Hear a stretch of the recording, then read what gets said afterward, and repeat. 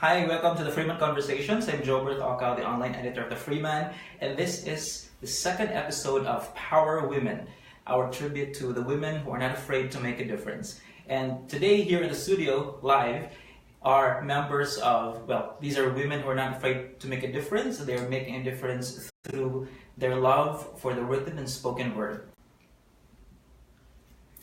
These are members of the Women in Literary Arts, or WILA, and with us today are their, you don't call yourself president, right?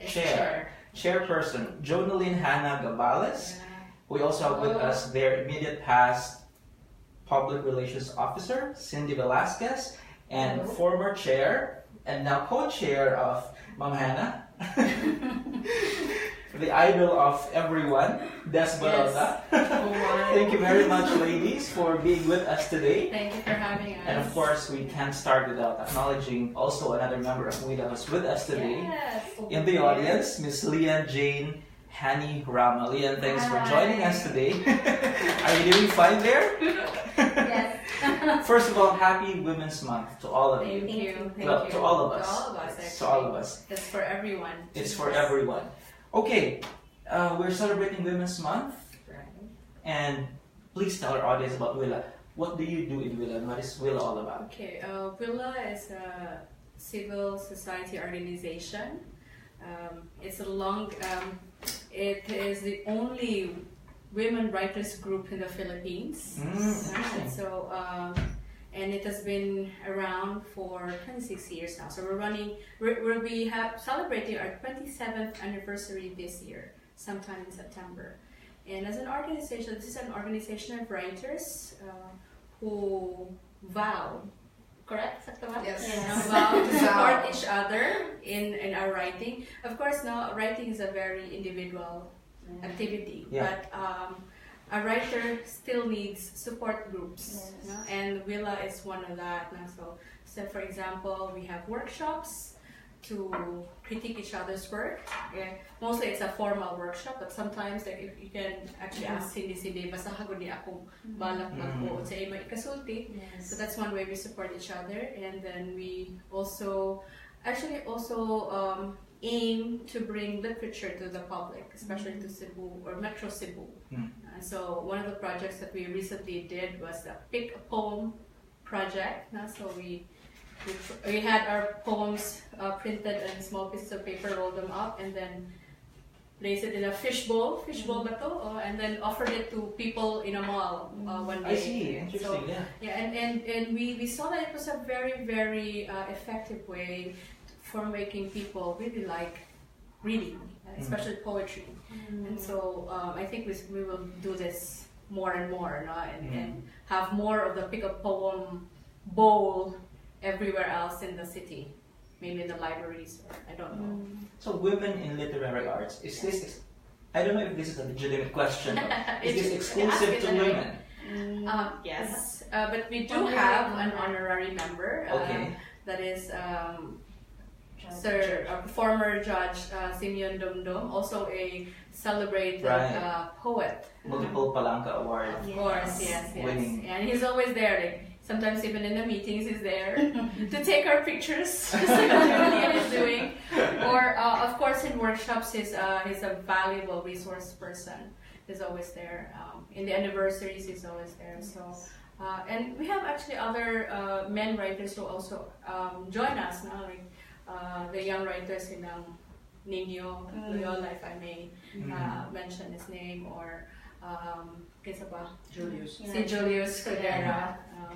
And from time to time we have collab with Bathalan group, collab reading baron. I remember there was a time and with schools, sa STC, sa USC, and sa UP, Cebu, and by the way, all of you are educators. Yes. This is an exclusive to educators. Actually, no. We have financial advisors. We have several lawyers. We have a fiscal. And then we have housewives. We have graphic artists as well. So double ang ilang Everyone's welcome. Everyone is welcome. Anyway, Yes, call center agent. Yes. Also, no? That's current membership. Yes. Yeah. Even before, it was a very varied casting. Yeah. So I remember the former lifestyle editor of the Freeman, Madam Marlinda Ambetictan, was also a member of WILA. She was once chair, actually. Chair, yes. Okay. And I remember during her time, we would have, I would even attend the meetings. I wasn't yet a WILA member. We would have the meetings somewhere uptown, Kananan, because it was her leadership that we have it there now. What happens in your meetings when you ladies gather? Eat. It's usually like at dinner time, lunch or supper or dinner time, and then of course we have really an agenda. So prior to the meeting, it's always sent ahead, or at least at the beginning, it's distributed, and it's really to the point because. Since we are also a registered organization with the SEC, we need to have all these minutes or board decisions in writing. So it's actually very formal also in a sense. And from time to time we exchange also the works from time to time. Magbasa baron or again talk about the next launch or the next collection of poetry. Right. So recently you've launched several. Yeah. Please tell our audience about. Maybe Des can tell about her book. Okay. Yes, Esther Joburg. Our launch. We had our launch. We had the launch of Maria Milagros Dumdum's poetry book, Falling Quiet Water, last Saturday, and then we are going to have another launch, Duhawit, in April. So it's by Ma'am Marlinda Alburo and Ma'am Esther Tapia. And then prior to the launch of Ma'am Dumdum, we had our November launch. So we had Ma'am Malu Aloro's book and my book as well. Go ahead. Yes? How's the literary environment in Cebu these days? I have a feeling that I have to share. The writers or even the artists in Cebu, we have a very small community. So, like for example, if we have book launching, it seems as if that familiar faces. And but the good thing about this one is that during launching, we'll be able to invite painters, artists. At the same time, we also have poetry reading, and at the same time, doing that particular activity will have this awareness that literature in Cebu is not, dying. It's really alive. It shouldn't, right? Yes. We live with it every day. Yes. There was an introduction in one of the collections, Pasambingay, and it was mentioned there that the introduction was written by Dr. Rizal Mujares. Was like idol to us all, writers here in Cebu, and he mentioned that a writer from Manila was asking, where is Cebuano literature? Or where is Cebuano poetry?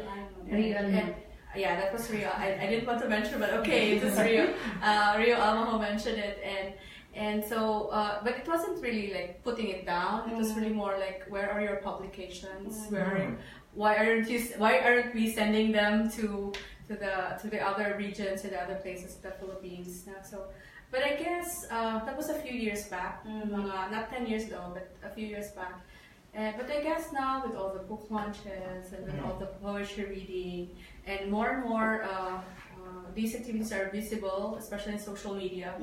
So I think it cannot be asked anymore, where is Cebuano literature, or where is Cebuano poetry. There's more awareness. Because there's more awareness of it. And we are even very grateful that you're having us here, because this is we are more grateful. One way that people would really get to know what's going on with WILA or with the other literary groups. Okay. But even if WILA is just a very small community, the literary community in Cebu is a small community. Well, today, at least it's a community that's not afraid to express itself through writing and through poetry reading. You have a voice, no matter how small it is. So today I'll be asking you, to express yourselves on issues relating to women. This Women's Month. So first off, maybe we can begin with this one, based on your experience in your fields. in your areas of interest, do you think the world has made it easier for women these days? Last year, I decided to create a book. The title of the book is Lawas. It's a collection of books about women's body. And based from your question, I think it's not easy because sometimes society will tell women what to do with your body and what not to do with your body. Like for example, when will you get married? Correct. Oh, kanusta mo ka magpakasal? Oh, when will you have children? Yeah, akong kasal na. Asan mo yung mga anak? Yeah. Or pila na po mong anak? So, sometimes you will feel frustrated, but of course, that's society. And as a woman, I think the best modern woman is a type of woman who can decide, what faith she wants, what, decision she wants. So, somehow, I think it's not that so easy. To say a very famous, I think millennial phrase, the struggle is still real. We have all this human rights and women's rights, and then the law that mandates the celebration of National Women's Month. But even with all that, there's still a lot of, like you said, society expectations, the society's expectation of what a woman should be. When the thing is, I want to speak for myself, or I don't know if I can speak for other women. What we really want is just to be able to freely determine who we want to be. But sometimes that's even still curtailed. Maybe in my profession, I think I'm lucky. I think the same with the two. I'm lucky that I'm in a profession that is considered as like an extension of being a woman. Is that the correct way to say it? I'm not saying a pambabae lang, but maybe that environment, being a woman is not questioned so much. We're talking about a teacher. Being a teacher, yes. So maybe I'm lucky that way, but in other environments, struggle is really happening. Yeah, I can, to a certain extent, I can relate to that because most of my teachers since kindergarten, elementary, high school, 95% were women. And I come from a family dominated by women, very strong women, women educators actually. Yes. As to whether the world has made it easier for women, there are many developments. There are many movements, organizations, laws that have been put into place because of what groups have done. Like for example, the feminist movement. So yes, the struggle is still real, but we do have improvements. We are more conscious of this. So if, for instance, there have been many studies that have discussed or have put out how medicine mistreats women, for example, and then we also have how laws mistreat women. And because of these researches, and because of the dedication, the commitment of not just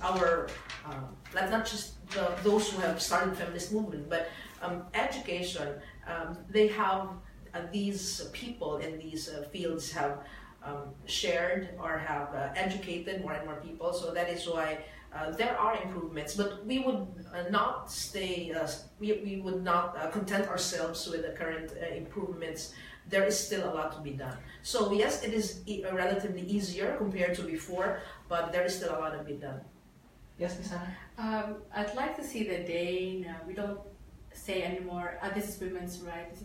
We don't have to, what I mean is, I like to see the day nga, di na ta kinahanglan bitaw mamugos or mapahinumdum sa mga tao because it's already there. It's really part of everybody's consciousness, and I suppose it's very ideal, but that's what we want to strive for. Di na ta kinahanglan mapahinumdum pa ka nga when March is Women's Month, ha? Mag-celebrate dito ha, natay theme ha, gipugo usay pugos bitaw or kanang murag kinahanglan pang abibahon ng mga tao to do this, but when it's really within our consciousness, within our everyday sa atong hinangusan na murag dindot ta unta kaayo. I'm very glad you pointed that out because my next question actually is, should it still be in this time and age, should it still be an issue?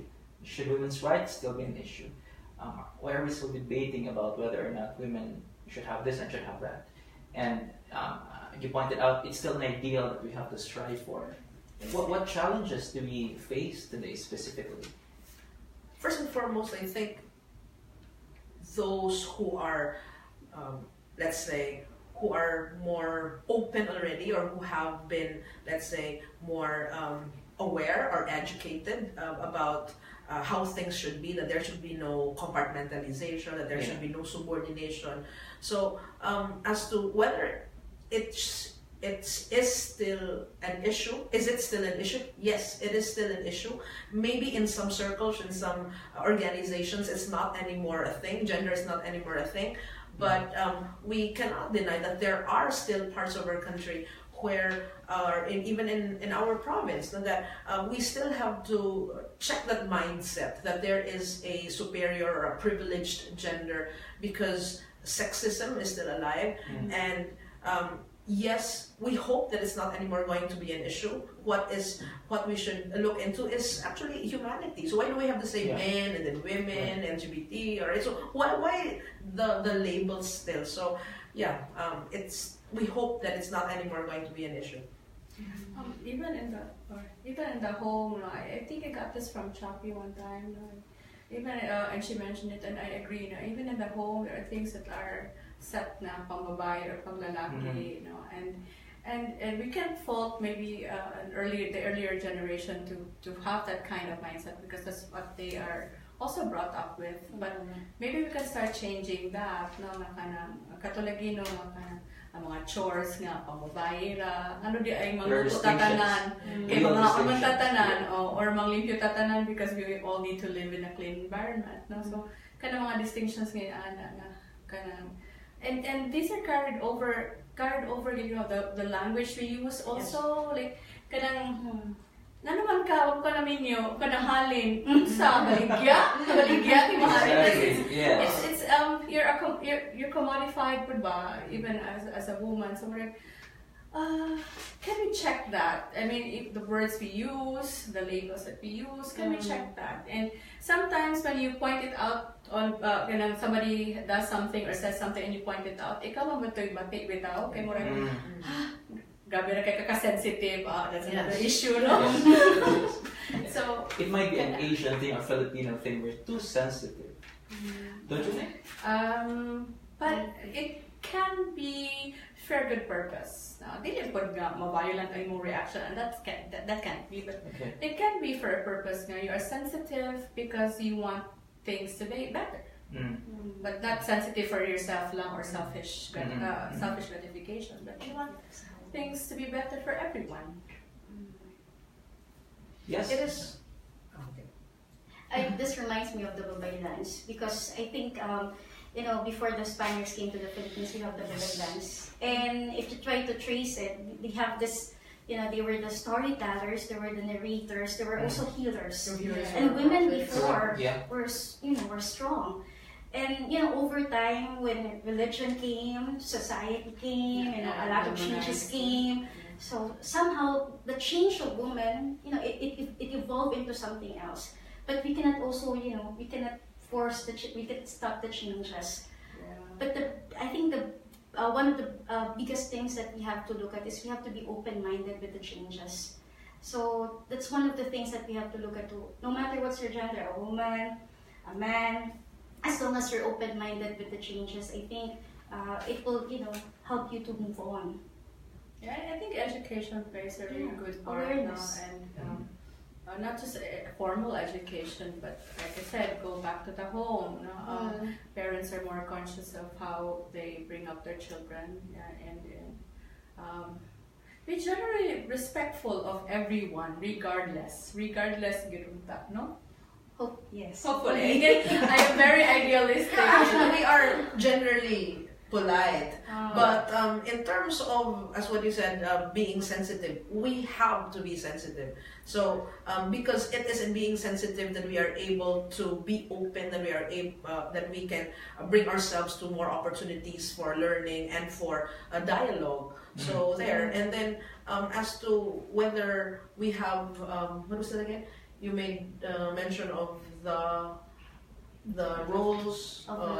So aside from the, say, this is pambabae or panglalaki, there is also a value attached to the task. Like this one is this is more, let's say, class or elite, no? So mas social gini siya, kay mo gini ang trabaho, mas importante ni, this is more valuable, and then imuha, yes, you are working, but your work is of less value, so that should also be put into place. And also in terms of being sensitive, it is important to be sensitive because today it is very common for issues to be, the real issues to be set aside, and for, sadly, slut shaming to be really put out, and sadly some women even applaud such presentation of women. So, examples?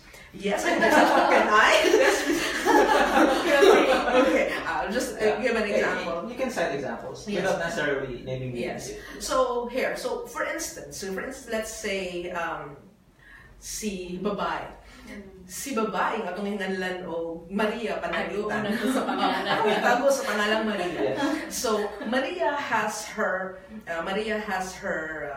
mistakes in life. So she had wrong choices in there. So let's say Maria had an affair, okay, and it is something which should not have happened. Maria was not respectful enough of her fellow woman and for another family, for example. Now, if Maria presents, and that's wrong, of course, but if Maria points out that there is something wrong in an organization, and we got to investigate this, and we have to look into the correct way of handling crime, for example, or handling a process. And in order for Maria to be silenced, Maria, the wrongs of Maria will be the one that's going to be put on the fort, and then okay, so Maria is not credible because Maria had this mistake in life, blah blah blah blah blah blah.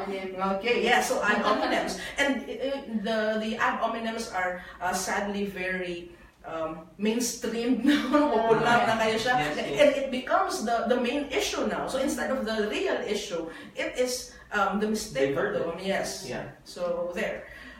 Strong ako. Hilong na kayo kanina. Yes. Before we move on to the next question, go ahead. Using somebody's mistake as a argument against that person can be below the belt. Even if magsagit na ka nga, balik ka sa issue, marag set aside. So, I guess it has something to do with having audience, listener, readers, more critical. I think balik ta sa WILA, I think WILA can have a role in helping, in shaping, creating more critically minded readers, audience, na magpamuta na sa tempa lang diin manigikan nga information, or diin kanang sakto ba ni, or who said it, ana unsa may inabaday mga kalakip na lain nga mga intentions or motivations. So kana unta ba before kanon lang bitaw na tunon lang straight o gay usap-usap mo ba ay no. That's my metaphor for the day. Very interesting thing to point out, because I think we're talking about information on social media that easily drowns out real issues, right? And well, social media we were very positive about when it came out, because we thought it could bring about positive change and all our issues, and suddenly here we are having more problems or having more challenges, I suppose. Yeah, it's a big challenge for all of us, because well, social media primarily is spurred by emotions, so people are very emotional there. So organizations like yours, like WILA, very nice for you guys to say that you will play a role in education, awareness. That's also something that we strive to do, especially there are now senior high schools nga mga creative writing classes, or mga literature appreciation classes, and we would like to start young ba kanang maminaw pa bitaw. Not to brainwash, but kanang maminaw pa bitaw nga mao ni posibilidad, not to, again, as a teacher, it's really a joy, no, kung imong estudyante, like I said, di lang mo tulon sa imong gisurya, at magpangutana una. Correct. It's a joy, nga like, oh, finally, my role is, my task is done, my role is fulfilled, kay nagpangutana na ning bata. So, parang mga inana. Yeah, that's very nice. Okay, let's move on to more issues and more questions. You've pointed out earlier the challenges that we still face in a largely, still very patriarchal society like the Philippines. How do we make women unafraid to speak her mind? In terms of writing, but in Cebuano literature, it's really masculine. If you're going to trace, almost all the writers, only few women writers. But I think right now, because of the presence of WILA, even in Bathala, there are members who are women. It will make difference. I don't think we will still have that pressure, or we'll still have that gap not to write, because women already have the voice. What they need is a way to, to uplift the voice. The channel, no? Yeah, the channel. Let's just say you're a writer and you want to share. But where to share? It's not enough that you put it on social media. It is not enough that you will just share it to your friend. Women as we are, we also need a big, way to, to express ourselves. And look at also men and women. We have different issues. Right. We have different struggles. So I think it's better. Different realities. Yeah, so that's really good with WILA, because we are writing what we experience. It's not in the point of view of the man. It's our own point of view. So we are shaping the words that we want to share. I guess a part is for women not to be afraid to voice out. We really have to help each other. Yeah. Kana sisterhood gini ba kanang tinabangay. Yeah. Also, we laud also the men who actually give us also the forum or the opportunity nga kanang sila pud nagtan-aw nga oy dili man ni the society is not just patriarchal supposedly iyunta, but dili naman ni only for the men, but women also have a role in tingali kung there are men who actually also give opportunities for women to speak out their voices. So kana na siguro. And I suppose again balik ta pud if we can only educate the sons now of the next generation to have that kind of heart bitaw na oy paminaon sa nato, it's dili palabi nga ako kay lalaki palabi ko but paminaon sa babae. Then perhaps in 50 years, if one generation makuno is 50 years, in 50 years time we would have a better world. Hopefully, fingers crossed tightly. You're all very successful women in your fields. Questions. Yeah. The question is, do you think consciously of your gender as a factor in your success? Yes, go ahead. No. I do not think of my gender as a factor in the modest successes that I had. You're very modest. So I think that the key that made me attain those successes is my dedication, and also the dedication of the people around me to educate me, to make me better, the things that I do. So I would not say that I earned those because I'm a woman. I earned those, and I think that I also dream that successes or opportunities are not going to be given to people because of their gender, or it's just like saying we would not want to just give opportunities to the people because they have the connection. So there, I do not think that my experience, it's because I am a woman that I had those achievements. Me personally, I always look at myself both feminine and masculine. Because there are also moments that you have to be feminine. There are also moments that you have to be masculine. So I don't think the same with this. I don't think gender will affect wherever you are right now, or even if you're a mother, because you have single mothers. Or let's just say you have a sister. Okay. Mga inatay. Yeah.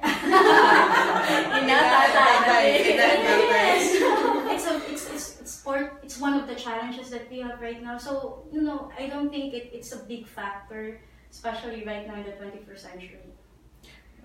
Sa akong case, I guess I'm lucky I was never hindered by my parents. Ay, babae ka puyo. Wala. They trusted me well enough because I think they know me well enough now. I have some goals in life and I want to achieve these things, and I can only achieve them if I'm not hindered by it. I mean, I'm not gonna held back with that. So I guess I'm lucky that way. And then also amongst my mentors, because I got a mga babae pud biya. And they have also given me the opportunities. So I guess pareha nila, no? Wala lang na sa tuhod kay babae ko or na successful ko, or it was really more of hard work. And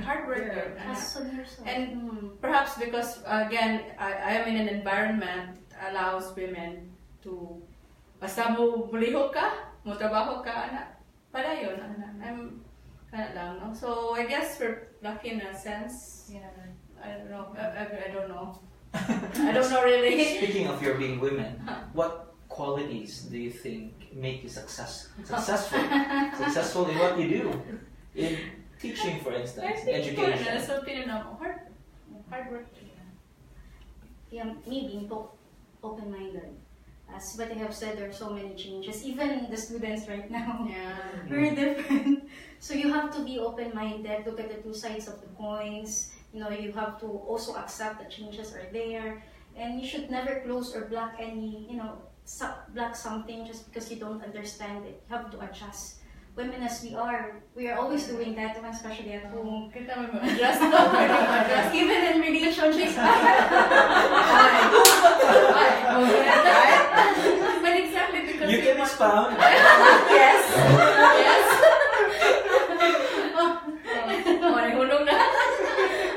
But I suppose kita mostly ang sayon mo, hindi lang kita rap, sayon ang mo adjust, probably because again when we consider things, when we decide on things, it's not just for us, but always for people around us na panggi huna-huna ba, so yes. Is that what they refer to as the maternal instinct? I suppose na I don't know. I agree with you. Kanang mag-decision ka, no? Decision din mo, dili mo hununan pa rin yung career, ang mga bata, ang pag-eskwela. Everyone around you, It will affect so many factors. Kaya ang brain magkulubay kay everything is connected to everything. So usa ka huna-huna connected na dahil sa tanan pang other considerations, which I think is a strength. Of a woman nga kanang again dili ra pud para iya ha ang ihang tingali mo na maternal instincts nga dili lang para iya ha, but for many people sa tanan nga iyang family ba no, or iyang gi care for. Yes, your very coy smile. Your thoughts? As for whether it's a woman's quality, I would not want to say that there is a quality that is a woman's quality.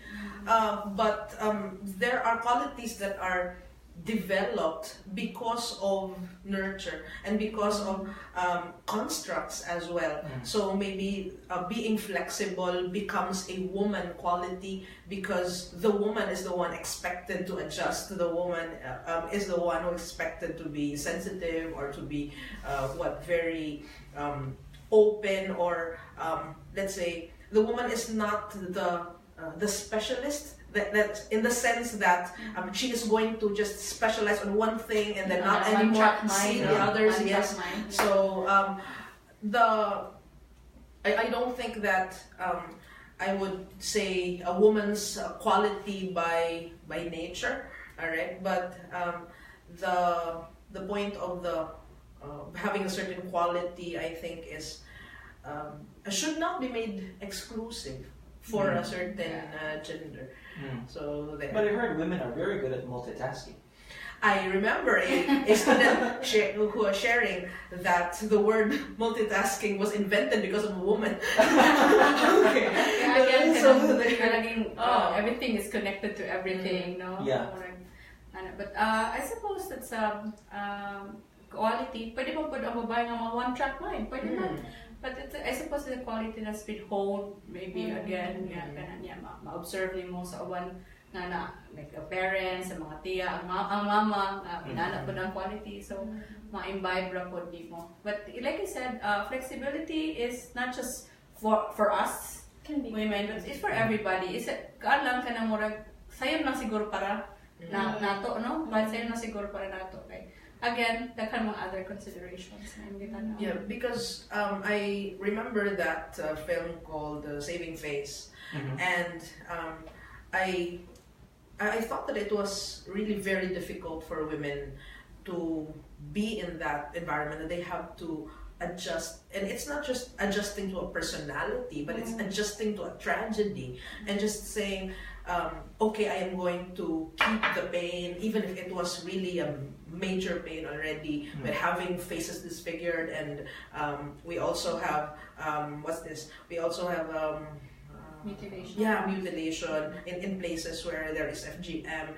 So in that case, it's like, yes, the reality is there are many impositions that are given to women. There are also, of course, impositions for men. Let's say, for example, you have countries where rite of passage from boyhood to manhood is that they undergo branding, or they undergo, and they are not supposed to express or show pain, or because if they do, then they would not be man enough, and so on. So there are many impositions that we should look into, so that we would not have these assignments of traits and gendering of tasks and other, let's say, ratings or values attached to these, so that by so doing, then we would come up to a generalization of a superior gender and so on. So I think that we should also see that there aren't, let's say, exclusives for certain gender. We have laws in place that are that we expect to promote women's rights and welfare. We have the Magna Carta for women, we have the Anti-Violence Against Women and Children. Do you think we have enough in the country? Do you think the implementation is enough of these laws? Based on, of course, I cannot extract legal opinions from you guys, but based on what you've seen, based on what you've experienced as women. It's I suppose with many things, implementation is always a problem. I mean, with many laws that we have, no, I have no personal experience, but I really wonder what happens to women's help desk bitaw. Kung ang woman okay, supposedly diha ang personal in charge kay babae man untala, or like lady policeman. But I don't know what goes on in there, whether they are really protected, or kanang enough bagin ang paghatag sa kanang iyang mga rights or protection. I have no personal experience though, but generally lang ako maingon, murag daghan pagyud nga kuan kanang problema with implementation. But that is in relation to cases nga naabot na pasakaan or napasakaan o kanang kaso, no, or reklamo. But what about those cases nga hilom ra wala na kuan? So I think kana ang problema mo good, no, nga dili tingog, no, dili madungog, di mahibaw-an nga na ditoy abuse. Kana may mga problema kayo. I think that's a bigger percentage of what's happening na dili bitaw kaabot. So we spoke to Attorney Elaine Baghan last week, also for Power Women, and that's also one of the examples she cited, women getting silenced, victims of crimes that are lured back or intimidated by perpetrators of crime, and they will not have the support to even complain. Let me cite, for example, kanang rape cases. Before, it used to be crime against chastity, no? Which means the only complainant would be the abused woman. But it has been changed into crime against person. Kung crimes against person siya, ang rape is a crime against person, pwede ang inahan sa victim o reklamo, kay nana siya kanang nana siya legal personality to start a case ba. So even kana is a big change unta to, pero even ang support system ron sa biktima ug nahadlok pod problema sa na siya. So kana tingali ang dako nga kanang challenge bitaw nga kinahanglan kanang maaghat bitaw ta nga sige kanang ayaw mo kahadlok, nga mo reklamo ba ron, but that's again it's a personal thing also sa victim na. You guys? Like I will go back to the rape because there was this poem that I was able to to read. Ikapila daw rape na ako sa kababae. Ikaduha, una, the rape itself. And the second, when you go to court, because you have to narrate that one in front of many people. So somehow, as a woman, it's a daunting. Yes. And if you go back through all the and you call it again, going back to the laws, like for example, birth control. The question is, who are writing those rules? Men, right? Do you have women also including, in the process of writing? So why are... Nga nang wala sila nag-ibungan na ang WILA ni Ato dito, no? Pag-bill passing pala. Nga nang wala sila nag-interview na to. I mean, that's an example. That's one of the things that we have to look at. Like, for example, if you're doing a law, like, of course, you have met, somehow, there were men who were writing the laws, but why not, look at, try to ask, especially it talks about the body of the woman. So, somehow, that's one of the issues that you have to look at. Yeah, you have to consult first. Right. And Attorney Batan also pointed out the last time that legal separation is also an issue which is against the women more than men because you need to prove more on the side of women compared to men. Right. Naghan pa na already. Hindi na nato. Yes. On implementation or yes, do we have enough? Do you think? No. To protect women and promote their rights? Because what the law says is not enough. Implementation, they will talk about implementation, and I think that in order for these laws to be made functional, there should be education, changing of the mindset. Because before I was asked also what was the foremost challenge that I encountered in terms of this cause for gender equality, and I said it is the mindset, changing the mindset. So there are things that could not forward, there are things that could not be pushed through because from the very start, let's say from the very family, the law of the family is actually to keep quiet, otherwise our family is going to be shamed.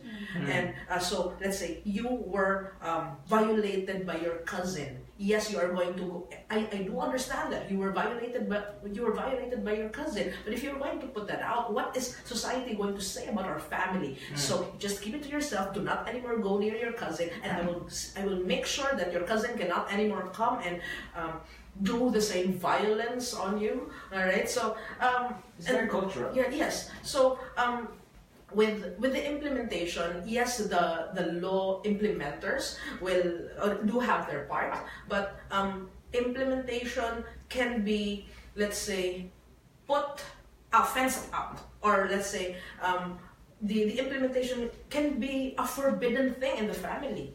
All right, so that also has to be put in check.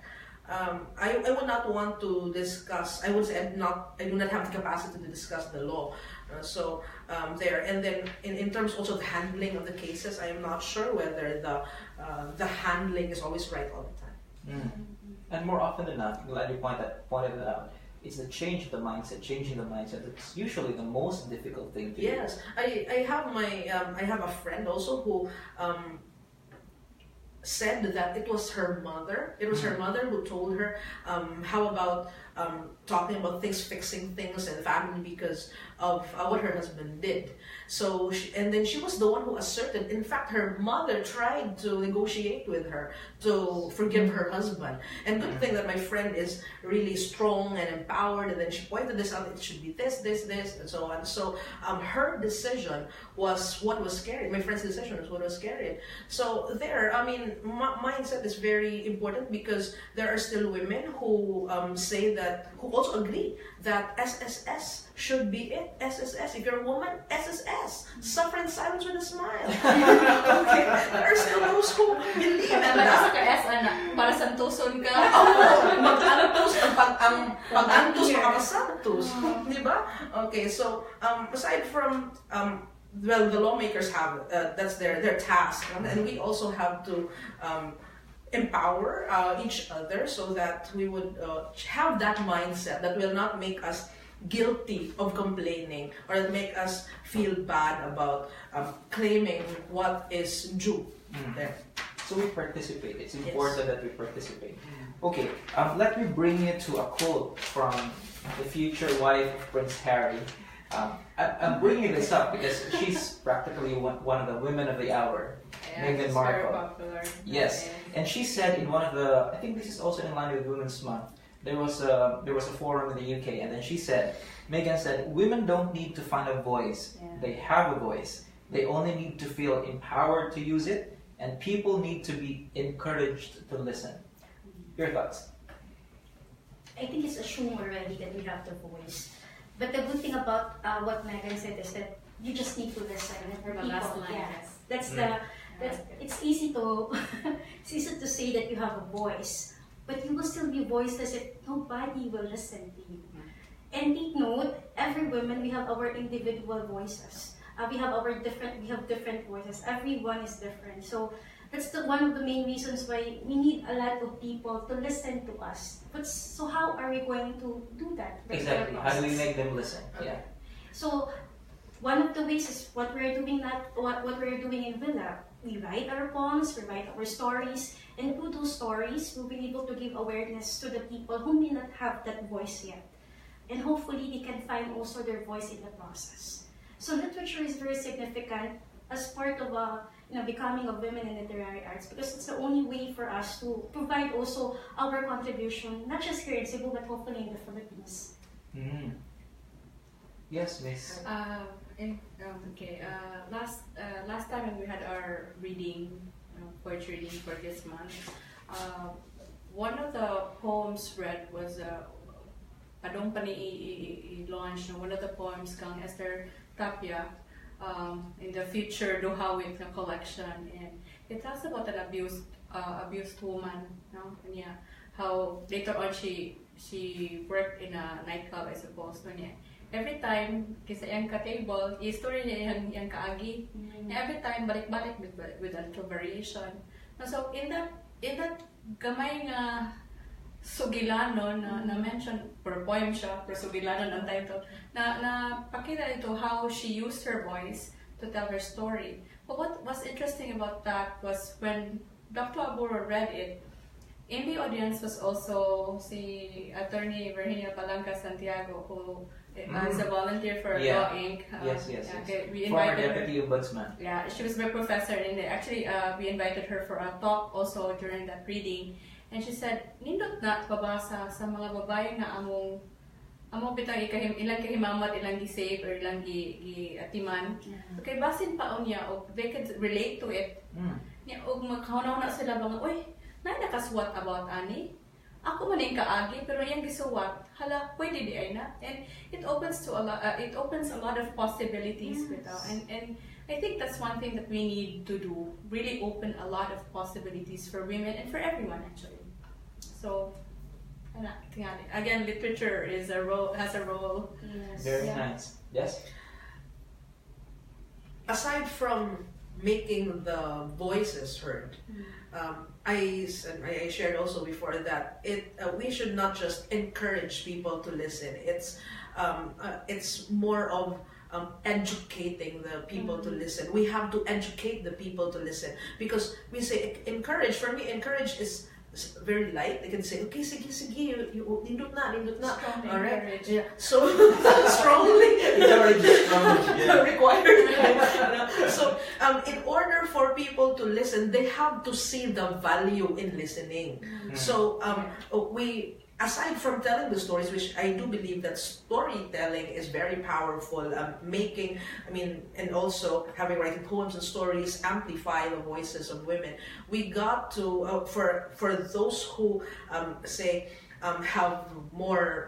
had more opportunities for education and research and for more awareness, it's necessary to educate people so that there would be more listeners. And if there would be more listeners, there would be more speakers. There would be more who would amplify the voices of those who still believe that they are voiceless or that it is very difficult to voice out. So when we will have I think one of the challenges of people like us is to really find that way to educate more people so that the stories would be deemed of value. Because it's sad to say, siya namin ito nagsulti, so okay na di lang siya paminaw. Why is it that if it's someone else talking, then the story is very important? And how about this person? Ay, okay na siya. So we got to educate more listeners.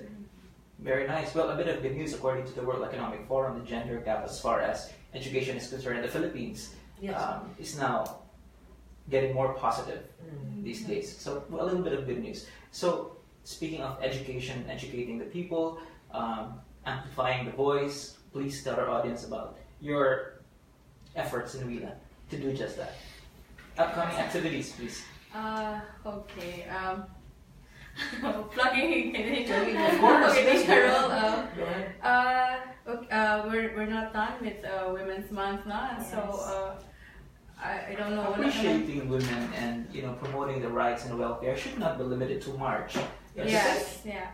No, malagi nga na mandate niya March na nagpipugos. But it should again be something that is all year round. And then come April is National Literature Month, so it's also very important to us. So I think our major activity will be a launch. Duhani ka, isa ka libro pero by two of our major poets ka nang work. Yung ginunauna nga mga inahan sa panulat no niya mga mentors, so kanang dako kay siya ng event and also we are coming up with documentation on writing among Cebuano women, Cebuano writers, women writers ang nagpaluyo ani ang nangamot ani kay si Lian mismo nga naara din nag-support. Our second cameraman today, camera person.